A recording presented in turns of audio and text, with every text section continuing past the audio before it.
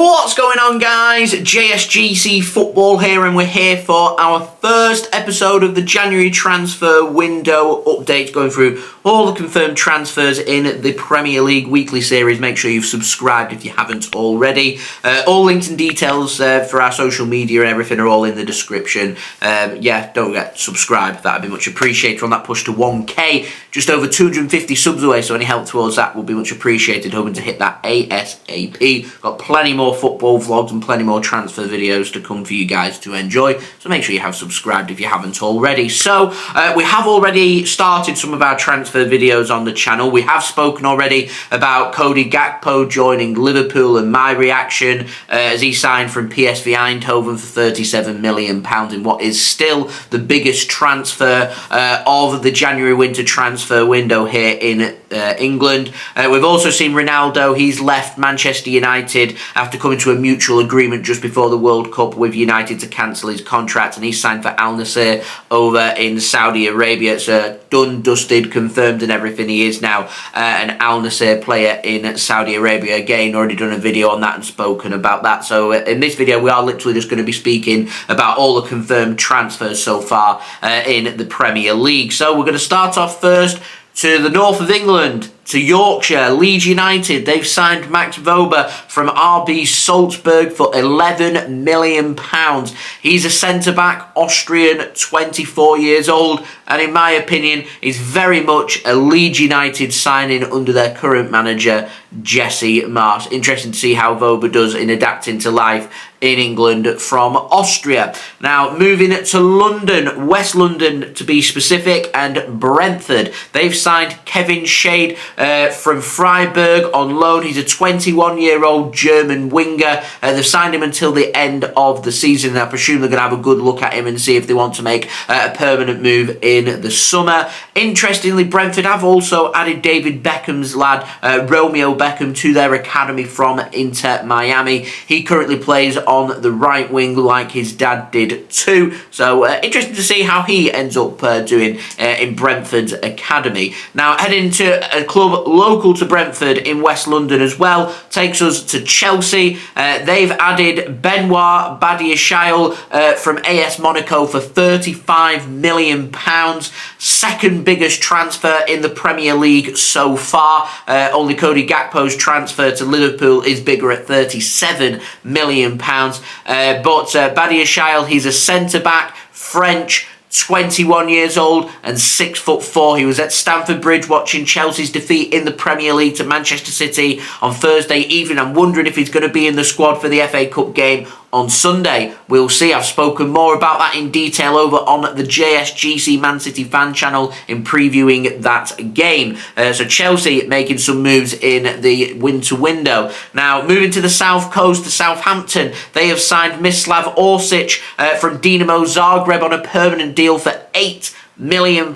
He's a 30-year-old winger. He's versatile, can also play in attacking midfield, and in my opinion, you've no idea how he's going to do in the Premier League. Most of the signings that happen like this are either tremendous successes or very poor signings. A typical Southampton signing. We'll see how Orsic adapts to life in the Premier League from life in Croatia. Now, moving on to the only other confirmed transfer. It's been a pretty slow start to the January winter transfer window. I'm expecting it to hot up over the next few weeks. We normally get transfer deadline day and it gets absolutely frantic with loan deals flying here, there and everywhere. And speaking of loan deals, we're going to head to the northwest, to Manchester, more specifically to Salford and Old Trafford, where Jack Butland has replaced Martin Dubravka at Manchester United.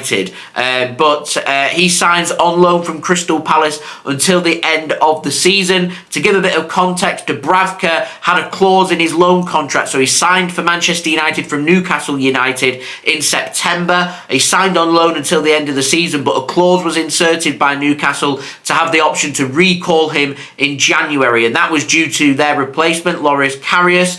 He didn't have a permanent contract. It was a short-term contract rolling until January. January, Newcastle have chosen not to extend that contract, so Karius is now a free agent, casting doubt on his future, and they've decided to recall Dubravka, who I think was unhappy at Manchester United. He'd featured just twice for them, and they were both in the EFL Cup, so he's now going to play as understudy to Nick Pope at Newcastle, and so United have needed to bring another goalkeeper into play as understudy to David De Gea. They've chosen not to take up the option to recall Dean Henderson from Nottingham Forest, again putting further doubt on Dean Henderson's future at Manchester United. I'm certain in the summer he will make a permanent transfer somewhere. Nottingham Forest end up staying in the Premier League. It could be them if they're relegated. I imagine it'll probably be another Premier League team. If I was Dean Henderson, I'd be having a look abroad. Germany's really good for development, and I'm sure there'd be a few German clubs interested in bringing in a high-quality young English goalkeeper. So instead, United have gone to the loan market and brought in Jack Butland instead